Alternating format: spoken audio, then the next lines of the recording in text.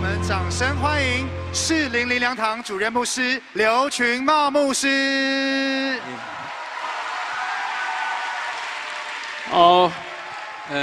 我实在没看到这样约书亚这些年轻人除了光光牧师不太年轻的，所以但是我实在是，我们应该给他们一个热烈掌声，因为他们带的实在太好了。他们不断的提升我们整个华人，特别在台湾敬拜的水准他们所呈现的所有的这些，那我们非常的感谢。我想每一个在教会在这，我们都非常的感谢，因为有一群人站着，我们就可以听。我们年轻人学得很快那我们这些人学得比较慢一点，但是我们年轻人学得很快。那我们感谢，所以我们再次拍手谢谢他们。没有要你们离开，等一下我们要唱歌。好，那么我要很快的陷入就是在我27年在周牧师差我到士林来之前，那我来的时候，上帝就给我3节经文3个经文3处经文。那这3段的经文好像3个锦囊妙计，有些那个师傅你下山之前要给你3个锦囊妙计，告诉你碰到什么事情你就打开1号再什么就2号，有点类似这样子就是给我3个经文。那今天我跟你们讲一个，其他2个是我的私人的财宝，不能随便给人家的。开玩笑那么那在我一无所有不知道怎么办的时候，这段经文帮我做。你知道过去好多年，我本来都在台北灵粮堂10几年，从来没有独立牧会过。然后去到外面要独立牧会，其实跟以前在大团队是完全不一样。在大团队里面，你比较专注的一段那你独立牧会以后，什么都要，全部都在你面前，没有碰过有你，所以这段圣经可能给我很大的祝福而且以前我们只要周牧师说什么，我们就跟着做。你去做了主任牧师的，你去带领一个教会，你要决定做什么。对不对？下个礼拜、下个月要讲什么道，下个月的活动要什么都要你决定。那到底教会什么都要做，什么都要什么？而且弟兄姊妹有很多人有很多意见，对不对？我想我们每个牧会都有很多意见。那我刚刚去的时候，就有人责备我说：“你看台北灵粮堂那么多成人主日学，你怎么都不开成人主日学我也很想开但是没能力开就是这个样子什么都要做，我哪有能力再去开主日学呢？所以你知道都很焦急，牧师很焦急，就是不晓得要做什么，不是不晓得太多要做的，不晓得哪个该做什么做，而且怎么做真的牧师充满了一个困扰在我的里面呢。但是打开第一个锦囊，这节就是这节圣经。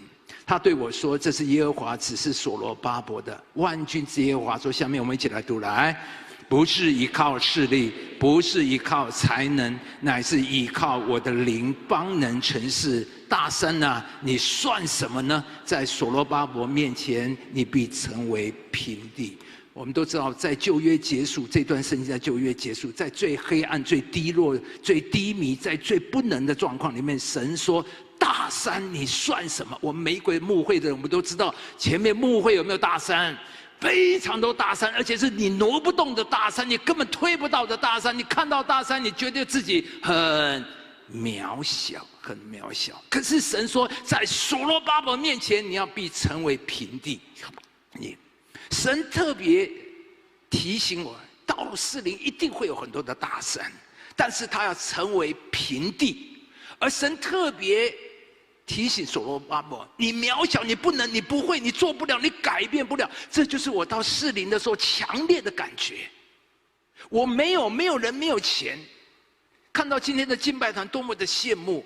我在台北灵粮堂这么多年，我带敬拜的时候，后面起码也有10个人以上对不对？可是到了士林，真的很可怜。有没有敬拜团？有2个人，我领敬拜，师母弹琴就叫做敬拜团。很长的一段是1年2年，就2个人敬拜团，这个叫做敬拜团。好不容易有一个人来打鼓，因为没有鼓啊，只有一个人没有鼓。你知道后来什么鼓？你知道吗？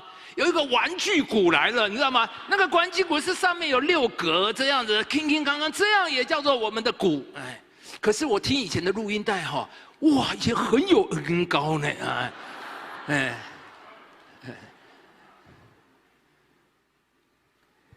儿童主日学，我多羡慕啊！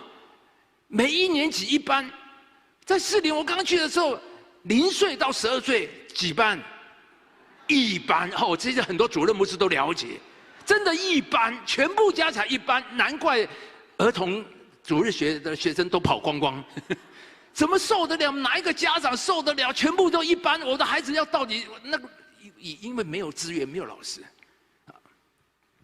因为住在阳明山的。好不容易有一个住阳明山的来到我们会场，第一个门那么小啊，第2个礼拜就没再来了。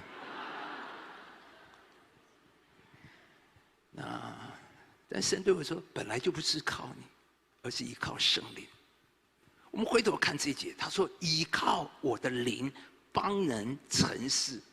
神在教导我，这里教导我一件事，我们都渴望成事，我们都渴望把事情做好来。这世上有很多好方法、好点子、妙主意，这些可能都有用，甚至很管用。但是，圣经给我们的方法是，我真的特别，我在这里挂呼传道人听进去。对不起啊，我比较呆一点，我都是有逐字稿的，我必须啊。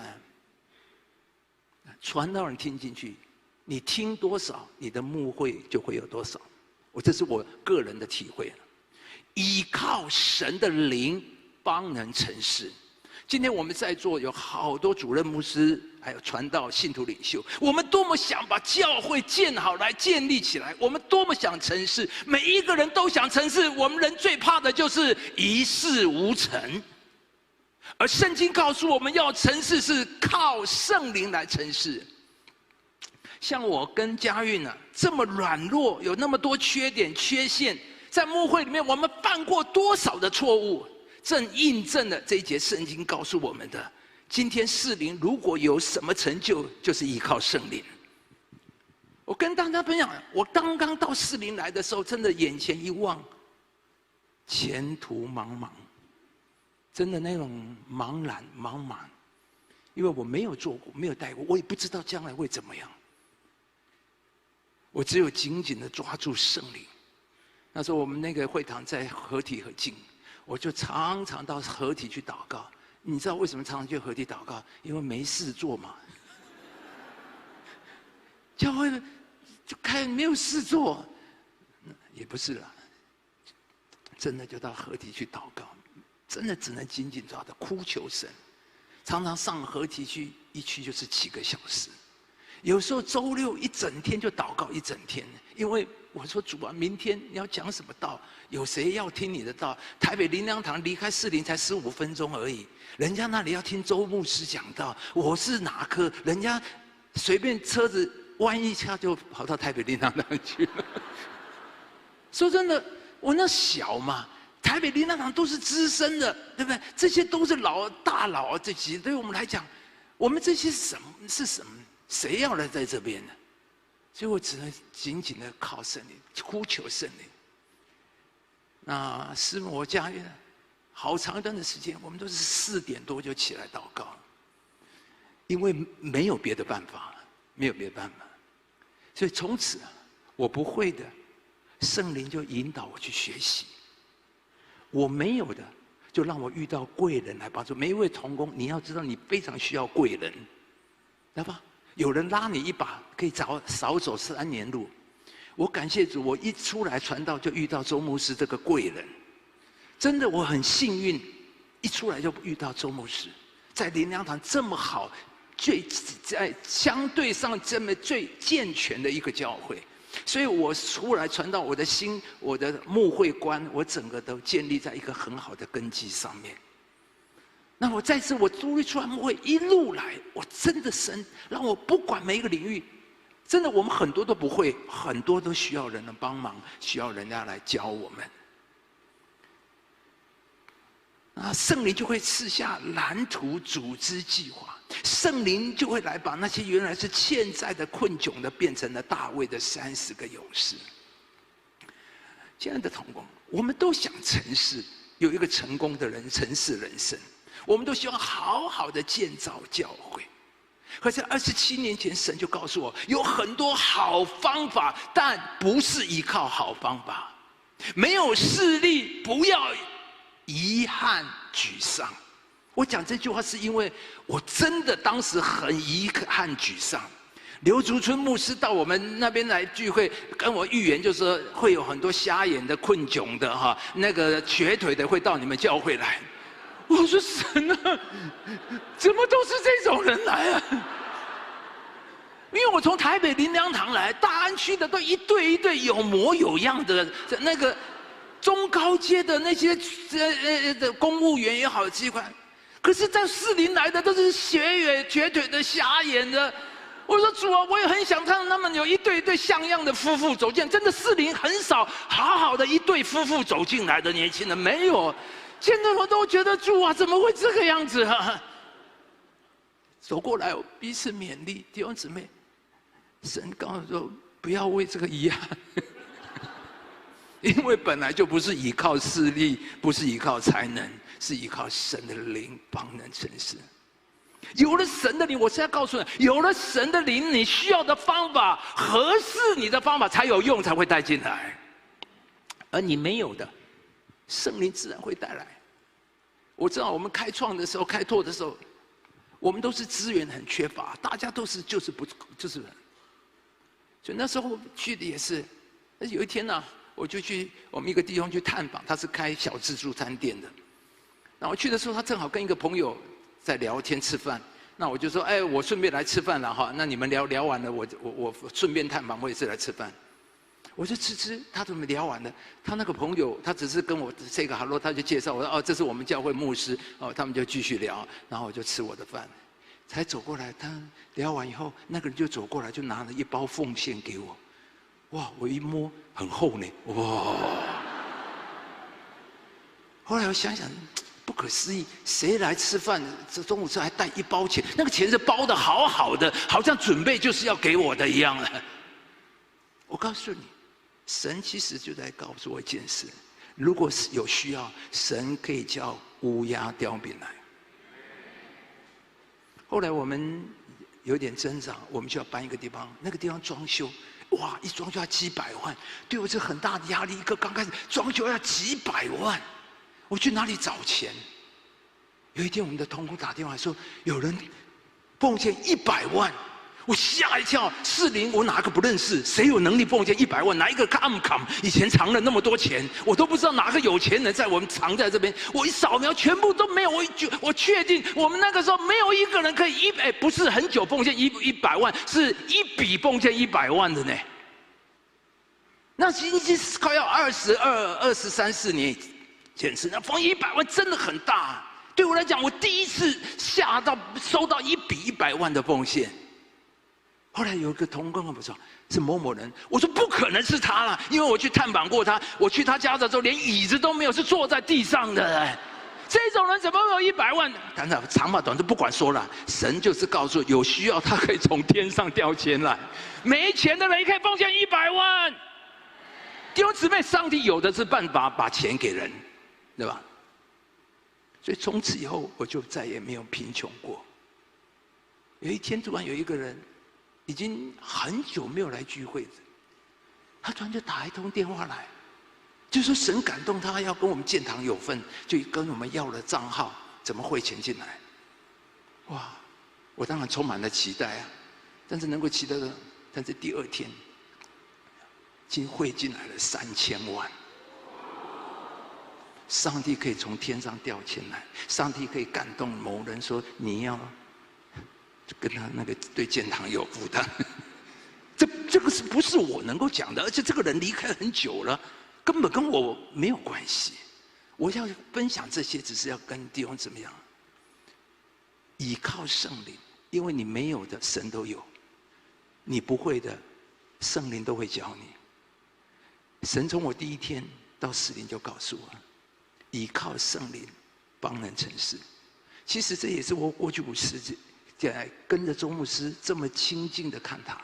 这周牧师不是很强调哪一个，可是我看了周牧师带下一个灵粮堂，一个倚靠圣灵的基调，知道吗？所以今天在我们灵粮特会的第一个晚上，在我其他信息讲，我们先一起来欢迎圣灵，好吗？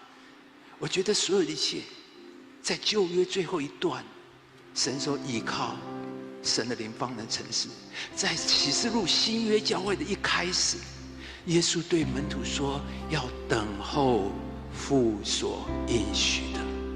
我想这是我们每一个牧会的人所在旧约的结束，新约的开始，都告诉我们要依靠等候圣灵。让我们透过这首诗歌来，圣灵，我们真欢迎你。圣灵，我们真欢迎你。圣灵，我们真欢迎你。欢迎他，每一位透过今天晚上，我们欢迎他。与生活分享，阿门。我们如今我们放下世上所爱，哈利路亚，哭上深深的无力，亲爱真理，欢迎你，我们欢迎，欢迎你，亲爱真理，欢迎好不好？从头来，圣灵，我们欢迎你，我们一起起立。圣灵，我们真欢迎，从里面来，从里面来呼的。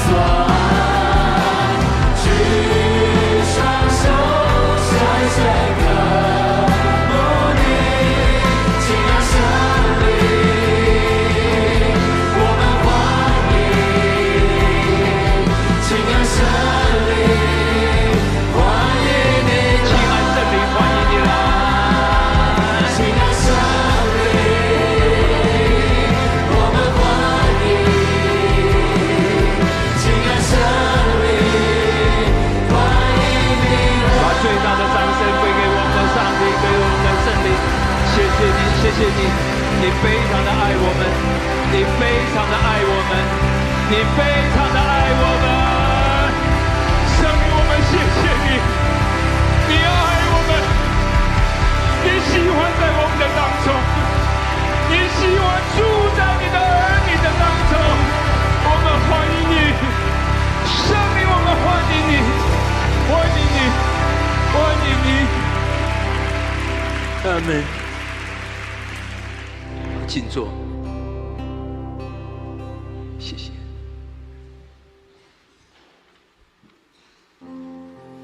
那今天的主要的题目是讲灵粮产业的恩膏与 DNA。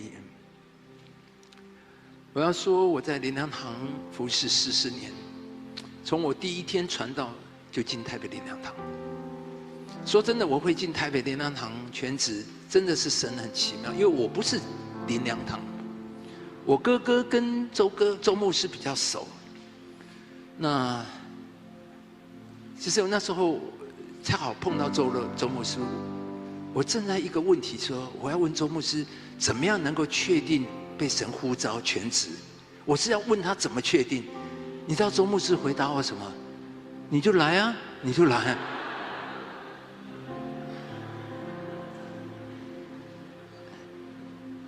那我也就认为这是神的呼召，那我就这样的，真的就这样进台北灵粮堂，已经40年了。所以做牧师的，有时候你可能要勇敢一点、大胆一点，你来啊！当然你要看准来，不然来。讲40年，我非常的感谢上帝。因为在台北灵粮堂跟着周牧师，有形无形的就塑造在我里面。有人说没吃过猪肉，也看过猪走路。所以在灵粮堂混久了，你的眼光、你的思想、你的筹谋、你的想法，就有一个大户人家的规模。我是说真的，你们在灵粮堂真的很幸福。我们呢，不是你们呢，我们呢，我们真的很幸福，因为就有一个大户人家的规模，就好像你知道，你有些我真的很同情，有一些传道人，我不是有什么批评，但是说真的，他真的不知道怎么样建立教会，从他信主就在一个小的教会，然后他做完就算全职了，他实习的教会也是小教会。后来出来侍奉的教会也还是小教会，所以他一生一辈子他不知道怎么样组织、怎么建造教会，他从来就是这样。真的，他想脱，因为人有一个框框，你知道吗？你在小杂货店做一辈子，你就没有办法经营跨国际公司，因为那里面是不一样的。你光是公司责任，你的眼光都不一样。所以今天我要跟大家，我是很有负担，因为我们灵粮堂已经变成200多间。其实，如果我们能够更抓住神给周牧师所带来的典范，我们大都能。我今天要分享的不是完整，是我个人特别觉得领受而且蒙福的。我在4年27年，我基本上面许多的基本的根源是从灵粮堂出来。当然，周哥的创造他的典范很有特别，他过了这么多年，我也可以讲，灵粮周牧师所带来的东西是可以传承的。有些人东西是他独特的特质，人家学不来的。周牧师没有魅力啊，不是啊，他没有，不是个人的那种魅力，你知道吗？我很幸运，我觉得真的跟周牧师更好，所以他所带出来的东西，表示是可以复制的。而可以是传承的，而且可以怎么样？可以发扬光大的，你知道吗？所以灵粮堂百花齐放，但是灵粮堂有个特别，你好好抓住那个核心，都可以有无限的可能。这是我27年，我刚才讲过，我来4年的时候一片茫然，只不过无形当中就有了这个，就从那个里面慢慢，就27年就长成这个样子。所以我今天有很多同工，你们比较晚来。那我在这里算是资深啊。那我就把我学到的、体会的跟大家来分享，盼望我们灵粮家庭能够掌握，好好的宝贝我们的灵粮产业、灵粮宝贝。好，下面我很快希望能进来。第一个，我先要讲国度与教会，因为每一个独立牧会的人啊，你都有很大的挣扎，因为我们都是地方教会的牧师。那我到士林的时候，自己都快要活不下去了，还管你什么国度啊？那么这个就是大问题了。我看有些传道一辈子所想的就是我怎么样建立我教，并不是错误，但是你就变小了，你知道吗？周牧师很特别的。从我在灵粮堂灵粮宣教大楼，就是整个国度的大楼，你知道吗？在那段台湾非常精华的复兴的期间，所有基本上在台湾那一段时间，80年到90年到2000年，台湾最重要的属灵复兴运动，基本上都发生在台北灵粮堂灵粮宣教大楼。所以那一栋楼成为了一个复兴的发源，在台湾的里面，你所想得到的几乎都发生从灵粮这个宣教大楼发动。所以从那边起，就是给我一个国度的眼光。虽然我很窄，但是我也体会到，你知道，耶稣说我要把我的教会。你要知道，所以耶稣唯一建立的一个机构就是教会，为了完成他的大使命，完成他的托付，甚至应该说完成神的国度。耶稣创立了一个组织、一个架构，或是一个机构，就叫做教会。教会。那所以他说：“我把我的教会建立了。”然后我们都知道主祷文说：“愿你的国降临。”耶稣没有说愿你的教会降临，是愿你的国降临。所以当然我们教会、救恩教会还有国度，神的国，神的国。所以我挣扎了很久，因为我们都是独立的一个地方教会的牧者，我们要建造教会已经搞不完了。你要做国度，的确要付出。做国度要不要付出？要费财费力，但是请听我讲，这是我27年在这边慢慢学习国度的祝福。我先跟他，国度的祝福，第一个，扩大你的境界，扩大你的眼界，提升你的高度跟态度。跟着周牧师跑国度20年，有一天寇绍恩说：“什么时候我们也变父老了？”你知道吗？跟着周牧师，我自动过了几年就变父老。你就知道吗？你跟着该国度你的父老一起同工，不知不觉你就从他沉传了他的眼界。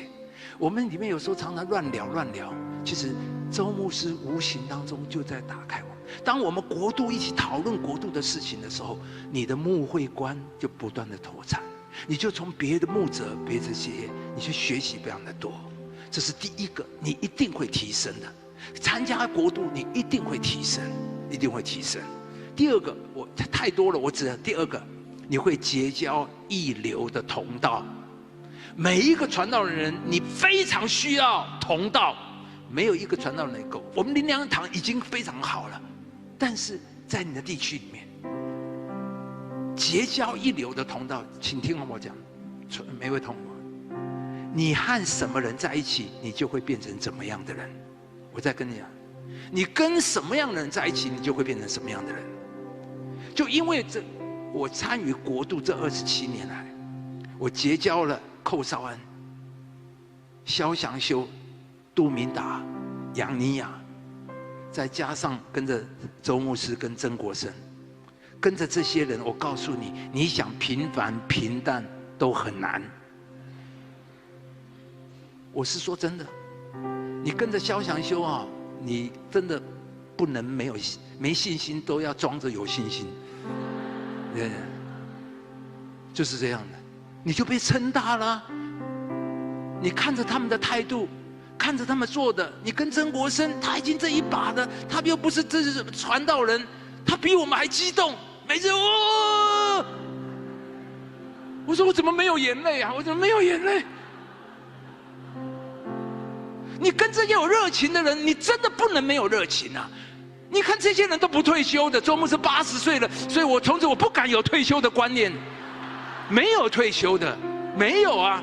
我说哇，这一生完了，不是完了，哇，没有得退休的，我就说主，我搞不完哎，跟这一群人是搞不完的。所以你的声量、你的机构、你的眼界、你的想法，我不知道60岁就在规划，什么退休，我没有退休的。你跟着这些人，你就自然没退休。我感谢主。我告诉你，他们都成为我跟400那样的丰富，你知道吗？我再告诉你，传道人你非常的重要，你是你教会的瓶颈或者是个。你吃饱了，你的教会才会吃饱。你的教会啊，你没吃饱，你饿了，你故意没吃，没有，你的教会也没得吃。我反省了很多，我很多年我就是主啊，赦免我，因为我在这里成为400粮堂的拦阻。有多少神你呼召在这边有宣教异象的人埋没？被我扼杀了在400粮堂，因为我很多年我就决定我的英文不好，我不能做跨文化的宣教，所以400粮堂只做传福音，绝不做跨文化宣教，因为我英文不好，所以大家都不可以英文好。我害怕跟老外讲话，所以每一个人都是怕跟老外讲话的，你知道吗？这就是我。可是那一年我在这聚会，刘同在那边带聚会完以后，大声唱，我突然从里面有个喊出来：400粮堂是一个跨文化宣教的教会。从那天我这个就打破了。400粮也就打破了，知道吗？所以你要跟好人在一起，你要竭力结交一流的同道，结交一流的同道。我觉得周牧师给我最大的榜样，一辈子都在结交好朋友，跟一流的在一起。他跟着戴冕恩改变太多了。我们都知道，周牧师跟戴冕恩以后，他的国度观、他的国际观，他里面改变他现在讲的合一，都是那个种子，结果他发芽长得这么大颗出来啊！真的，我真的很敬佩。当然，周牧师本来一辈子就是学习的，但是你就知道。这些东西原来不是在周牧师里面的，因着跟戴冕恩在一起，跟回家在一起，周牧师整个性情改变很多，他温柔很多，他为父很多。我跟他在一起，我那么久，我不能说最了解，我非常了解他。以前跟他讲，他都不理你的，他都不理，因为周牧师很害羞的人，他很少会去拥抱。然后你叫他跳舞，打死他不会跳。你现在他跳的那个样子，那样子，这都是跟回家那一群人在一起以后就变样子了，不是？所以你跟什么人在一起，你就会变什么样的人。所以你一定要向神求一流的同道，你自然会你自然就会扮演。那所以我要这么的讲，神教会的存在是为了国度，所以你一定要想着我的教会，我要努力。你不要想着我的教会要大，只要做教会。你一定会把你教会做小，会被就做小。这是另外一方面，我也要真的讲，因为我们都是国度的成全在教会，所以教会非常的重要。有了教会，国度才可能。周牧师发明的那个强本才能难进，你本都没了，你怎么长接？所以我们一定要把教会做好了。你不要说我。一天到晚在那边晃啊晃荡，那个我是国度的，我是国度的，我是国度的。很多牧者很奇怪，我只有国度，我国度。你要强本才能国度啊，不然有些牧者国度是一个人的国度，教会没有跟着国度，知道吗？有很多牧者很奇怪哦，是你一个人参加叫做国度，那个不叫做国度。我们在台北那样跟着周牧师，我们整个灵堂都是国度，所有的发生都在那边，都在参与在那边。所以我40我有什么，我一定带着教会，我带着全体教会一起讲，不是你一人国度，一个教会，而在那边。但是你要注意，教会要要强，才能够真的祝福国度。国度一定要人，一定要钱，这是事实。没有钱，没有人，你怎么参与国度啊？所以我们的教会一定要有钱，要有人，这是事实。要有钱，要有人。所以在士林，我从来不怕讲钱，但是我所有讲钱都把弟兄姊妹引到国度，引到你为上帝以神为中心的。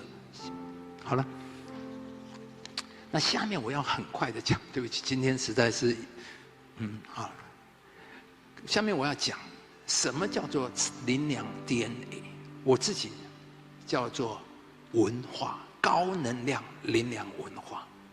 所谓的文化，其实我应该用一个图，叫做用先的好心田。文化其实就是一片沃土，你有什么的文化，就会塑造什么样的人，对不对？一个家庭，他的家庭的文化，自然塑造那个孩子叫做哇，这个家庭的孩子看起来就是好端庄，很有气质，对不对？那就是一个文化的熏陶。我们做牧者的，说真的，我一辈子在做的就是在预备好土。天国的种子没问题，讲圣经没问题，问题是这个种子上去种下去有没有发芽，就在这个土。你的教会为什么会停滞？你的教会为什么推不动？为什么教会很难很难很难？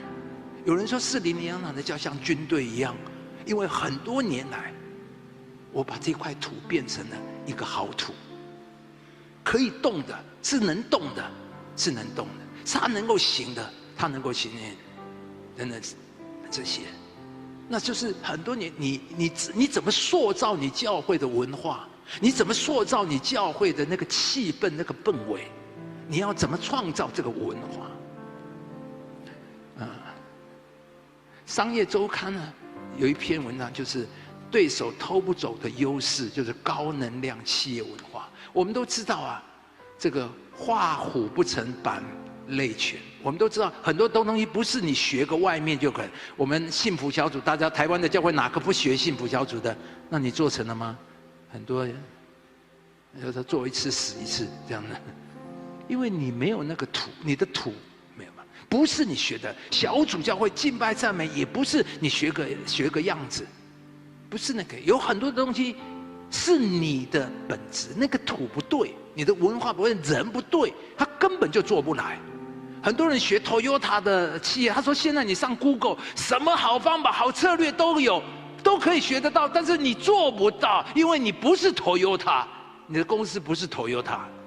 你只能，那我也不是说我们都能够像我们学幸福小组，我没有办法学100%，但是我有我的文化，我就拿他的30%， OK 啊，也不是不可以啊。但是你就不是他的教会，你不是福气教会，不要抱歉啊，没有主任牧师，你不是这个杨喜鲁，你就不是他嘞，对不对？所以你没有办法，你这状况不一样。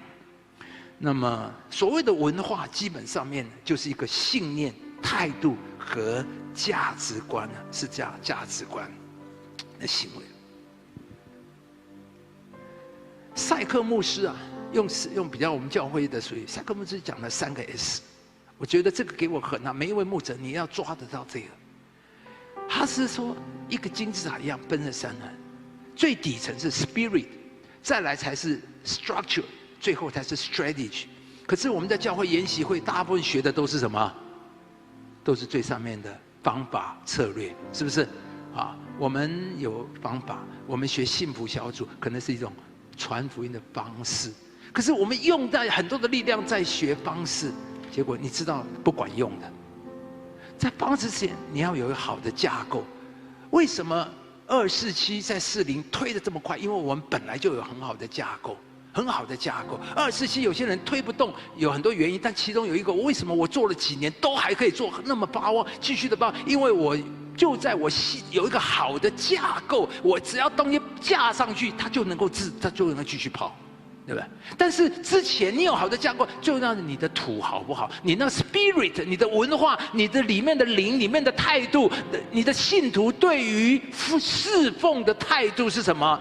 对，就好像一个企业，你的员工对所谓工作的态度。下面我要很快的讲灵粮的文化，灵粮的文化。那 spirit 就是信念、价值文化。好，灵粮文化，你才能够塑造灵粮人，而灵粮人组织起来才会是灵，才叫灵粮堂。不然的话，你那个灵粮堂挂个招牌，那个汤头不对，你知道吗？这是骆牧师发明的，那个汤头不对，汤什么汤头呢？就是文化嘛。你这个你根本不像灵粮堂，你像不是灵粮人，你的话你说出来的，你的气质、你的态度，适龄的人。所以你知道吗？我们有人讲，师母走过就一片黑暗。你知道什么意思吗？关灯。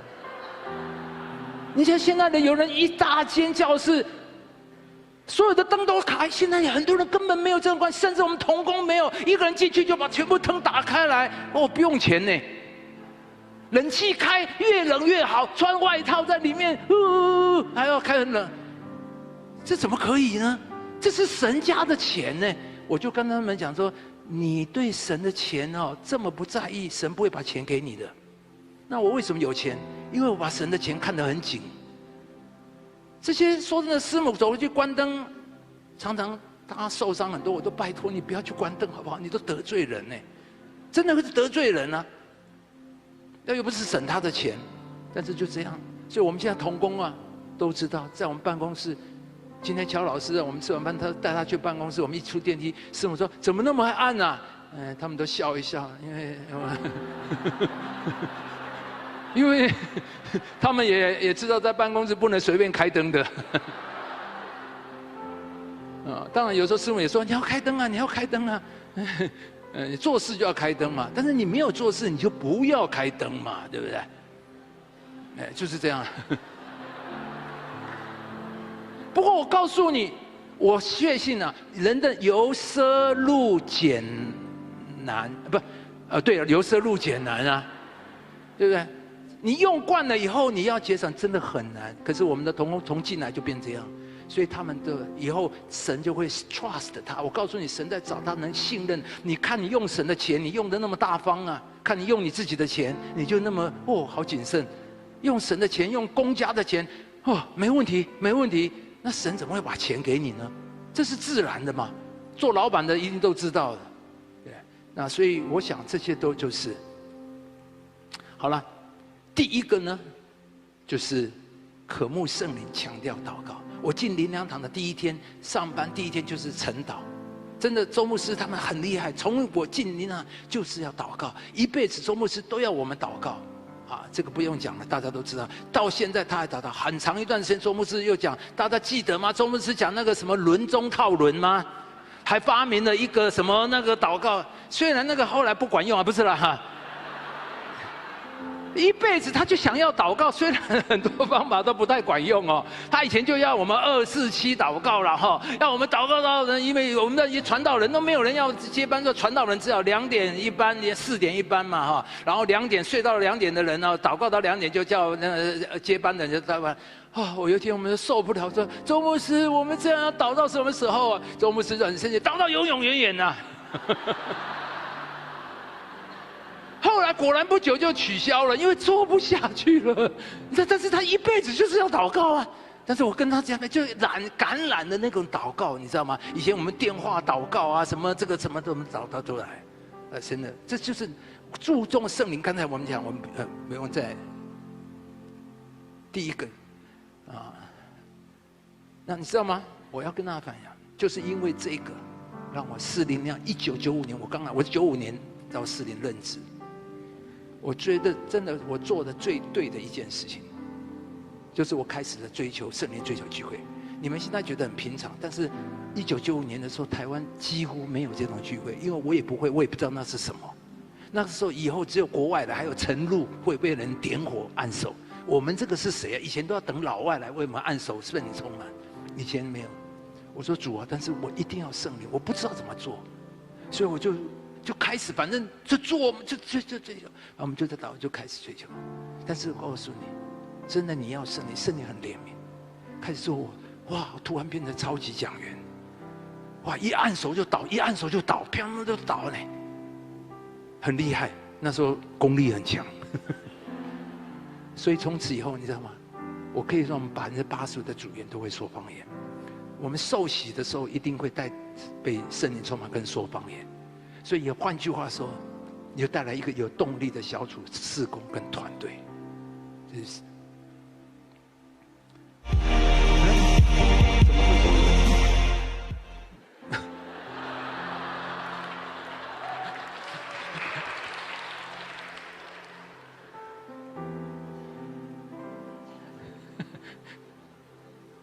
这个新的地方还是就是有问题。好，第二个就是信心、意向、积极可能。灵粮堂一个很这样奇怪，因为我们就自然觉得我们教会增长是理所当然的，很多人受洗是正常的，很正常的，就是你当然就觉得应该要这样，就是这样子。所以周牧师可以耶路撒冷要从内想转变，然后那种强本难进，就是有一个伟大一个展望在那个，自然就是有一个展望。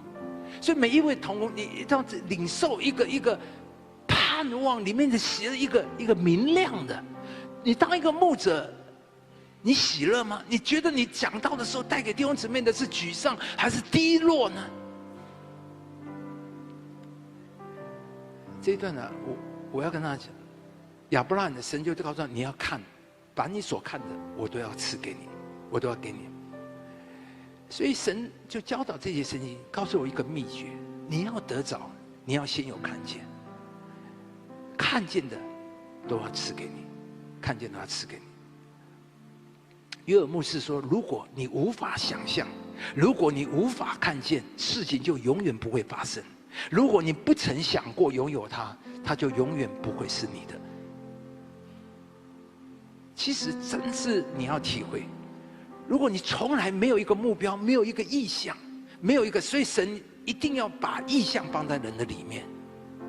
你要有看见，你要有一个渴慕渴望。你知道我们这个夏凯纳灵粮之家的由来，就是一个荣耀的教会，地标的教会。你知道荣耀的教会在灵粮堂自然，因为周牧师从以前就讲荣耀的教会。说真的，讲了20年，我实在不知道他讲的意思是什么。他讲了20年都讲不清楚，还带我们查以弗所书，查完以后还是不知道什么叫做荣耀的教会。可是就越来越荣耀啊，就是有荣耀讲不清楚，但是就是不是不荣耀的，不是很衰的那一种了哈啊，不是那种很残破，就很乱啊，很那个，就是在我们里面就会觉得叫荣耀教会。所以我到了士林以后，我看到士林整个的地区，真的整个教会非常的孱弱，非常的弱。真的，我说士林的人根本不尊敬神，士林的教会消失了，士林的人一点都不难过。所以我说，因为人就根本没有看不到教会啊，所以我说主啊，我求你建立一个让人能够看到的教会，所以我才说地标的教会啊。说真的，那时候我们教会只有2000块钱，什么叫做地标的教会？荣耀教说不知道了，反正呢就喊了再说，就是我里面一个心愿了，你知道吗？今天就是这个心愿来的，你连看都没有看到，渴慕都没有，你没有这个东西。这是我们呀，柯林斯啊，这个伟大，大家都知道，这个非常有名的。他几年以前，他在一个文章里面写一本书，写啊一种叫做 BHAG 啊，那个 beach 啊 ，BHAG 啊，这个他说胆大包天的目标，一个宏伟艰难大胆的目标，具启发性的长期的目标，旨在提升你的公司到崭新的是这种目标会提升你的教会到崭新的，而且这种是10年20年的。你知道吗？人家问他柯林斯说：“你这个观念从哪里来？”他说：“不是我原创。”他说：“谁是原创？”他想：“大概是摩西是原创的吧？”啊，他说：“因为摩西竟然敢带以色列人出埃及，是不是胆大包天的目标？”4世纪里面讲到，要有心中定大志、心中设大谋的人，定大设大。所以你看呢？布永康跟神说：“我要100万灵魂。”我们做幸福小组，能够2个人信耶稣就不错了。可是上帝就给他了7000万人的人。赵世光，1943年前就创立灵粮世界布道，现在创立灵粮堂就好了。它叫做灵粮世界布道。从那个时候，他就有个胆大的包天，胆大包天，他拥抱的世界。说真的，他的意向真的很大。我们今天有哪个同工，哪一个传道人，你的是这一种，你的对象，你的目标，你的意向是全世界。1943年了，已经是60多少年了，80年以前了。我们的创办人那时候就拥抱，真的胆大包天。但是今天你就看到我们全世界灵粮堂在全世界，周牧师他今天修正了，他是150个分堂。可是那一年，告诉你那个时代，真的要建一个堂都很不容易。周牧师就已经，但是今天当有了这个150，其实目标是一个提升，是一个让。等一下我再讲，150万。所以今天我们全球，我们从台面可以超过500，已经600个了，600多个。你知道，就是从这边来的。从灵粮堂一间，从周牧师开始说150间以后，整个就曾国生，我真的非常佩服他。现在要建立10万祷告大军，每一个传道人，我们都要趴下去痛哭悔改。人家一个信徒，你有想过10万祷告大军？我真的很感动。这个是胆大包天的一个信徒，他竟然有这样大的目标。但是，请问你猜他会不会成功？他会成的，他会成的。我会率领40辆几千人起义投奔义军。今天明天他就会来讲这个。希望我们每一个灵粮堂，我们都带着我们的教会要起义投奔10万祷告大军。有人竟然，我们没有一个传道人有这种勇气，有这种气魄，有这种气魄。但是这个下去对台湾，神真的用这个人，你的胆大包天的计划会成为上帝荣耀的工作的出口。那这些人的祷告共通处都有一个：向神求难以想象的事，向神求难以想象之事。那400灵粮堂很多年我们叫做万人教会千间分堂。其实当初写的时候，我觉得很丢脸。我的师母就说：“你收起来难看死了，不要丢脸了哈。”但是挣扎了好久，我还是把它搬出来。你知道，其实重点不是这个，代表着。从此把400灵粮堂定掉了，是一个传福音、宣教、植堂的教会。接我的主任牧师没有别的条件，你要同意这个意向，就是让每一个400灵粮堂都知道，40就是一个福音、传福音的教会，一定要植堂。但是我告诉你，很重要的一个观念，因为他的心怎样思量，他为人就怎么样。